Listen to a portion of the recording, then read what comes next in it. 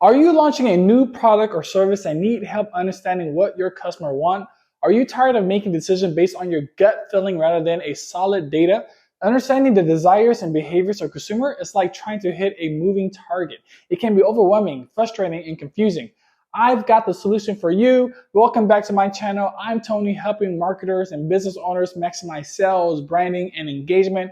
I break down business concepts into digestible chunks. And today we're going over one of the critical aspects of product marketing, qualitative and quantitative research.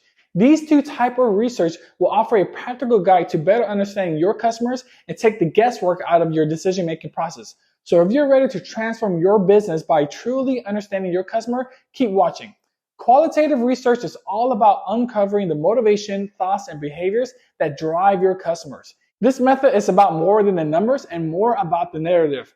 One of the first things to understand is that several techniques are at your disposal. First off, we have in-depth interviews. These are typically one-on-one conversations with your consumers that allow you to understand their perceptions, opinions, beliefs, and attitudes.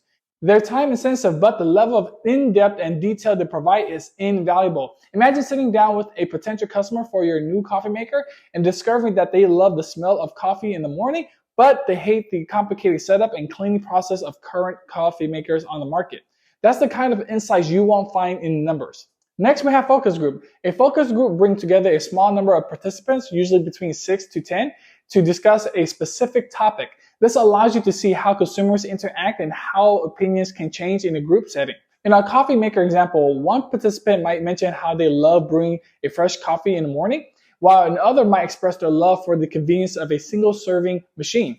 Observing this conversation can spark ideas for a product that combines the freshness of traditional brewing with the convenience of our single-serving machines. Another qualitative research technique is observation research. This involves watching consumers in their natural environment to see how they use products or services. For instance, observing someone's morning routine could reveal that they usually forget to fill the coffee maker the night before. This could lead to a coffee maker with a built-in timer or one that could be programmed beforehand.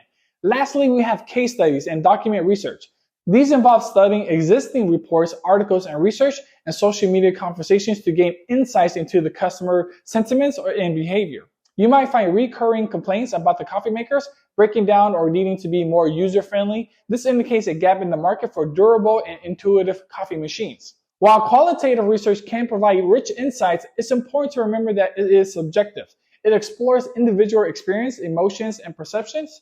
Therefore, while it can inform product development, marketing messaging, and overall strategy, it's not really used to make generalizations about a larger population.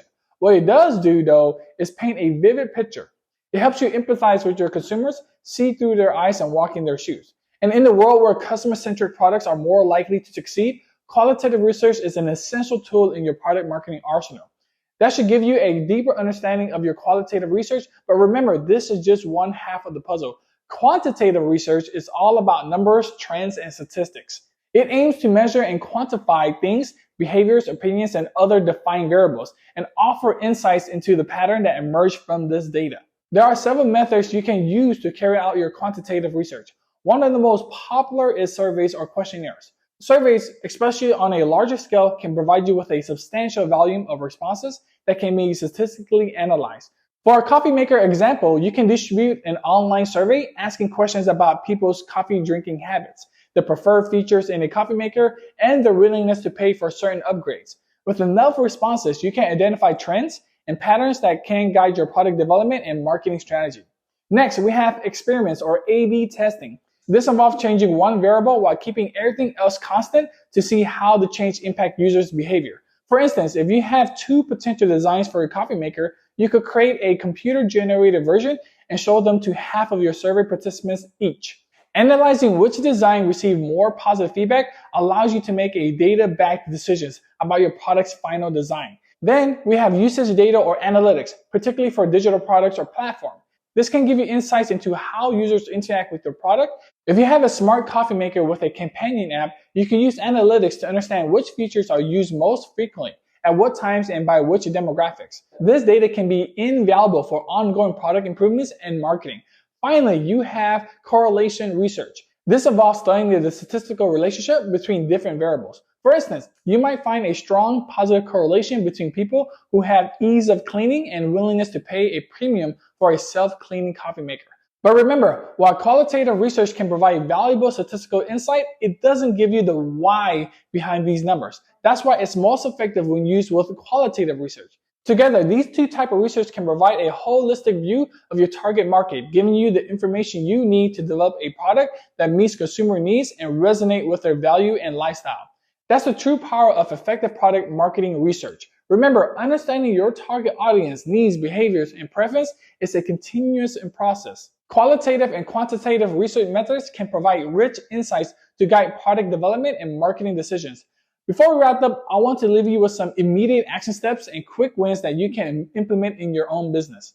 Step 1, identify a key question. Start by identifying a question about your consumers that you want answered. It could be as simple as, why do customers choose our competitor's product over ours? Or as specific as, what features are users interacting with most in our app? Step 2, choose your research method. Choose a suitable research method based on the question. Remember, qualitative research is best for understanding the why, and quantitative research is best for understanding the what. You may also decide to use the combination of both. Step 3, create a research plan. Outline how you conduct the research. If it's a survey, write down the questions you'll ask. If it's an interview, decide who you speak to and what topics you cover. Step 4, conduct the research. Now execute your plan, collect the data, and conduct the interviews. And remember to keep an open mind. You're looking for insights even if they challenge your initial assumptions. Step 5, analyze the results. Look for trends, interesting quotes, or surprising findings. This is where the true value of the research comes to light. Remember, conducting research might seem daunting at first, but once you get the hang of it, it becomes an incredibly powerful tool in your product marketing toolkit. Alright, that's it for today's episode, but before you go, if you find this video helpful, please like, share, and subscribe. I'd love to hear about your research victories in the comments below. I'm Tony, helping you maximize sales, branding, and engagement. Check out this video. It will provide more insights and tips. I'll see you there.